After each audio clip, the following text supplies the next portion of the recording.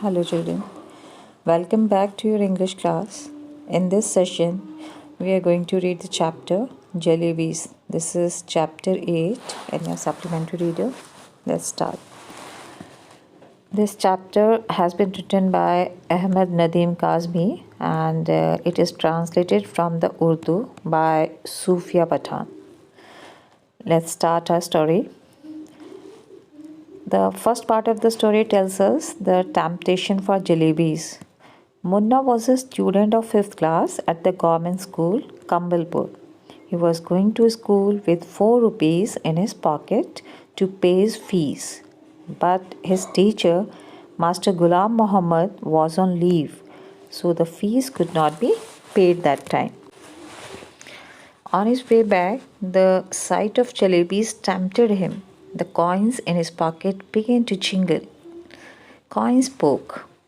Coins do not talk, but that day they actually spoke. 1 rupiah said, "What are you thinking about?" It drew his attention to the fresh, hot jalebis. It told Munna that they were meant to be eaten. Only those with money in their pocket can eat them, and money is meant to be spent. He didn't follow the coin's advice. It was the money for the fees. How could he spend it on jalebis? He won't show his face to his teacher and God.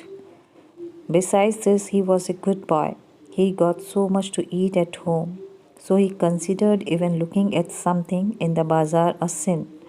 If Master Ghulam Muhammad got angry, he would keep him standing on the bench. Moreover, he belonged to a well-to-do family, so he enjoyed great prestige therefore. It was not proper for him to eat jalebis standing in the bazaar. The rupiahs did not like what Munna had said. They began to speak at the same time. They made such a loud noise that the passers-by stared at him with surprise, so he held them tight in his fist. They were now silent. The oldest rupiah told him they were trying to tell him something for his own good. He asked Munna if he didn't like eating those jalebis. If he spent the money that day, he would get the scholarship the next day. Then he can pay his fees. Munna could not overcome his temptation. The rupiahs went on persuading him to eat jalebis. So he rushed out of the house barefoot to eat jalebis. He ran towards the bazaar. He told the halwai to give him a rupee worth of jalebis. Those were not expensive days. 1 rupee could fetch more than rupees 20 does nowadays.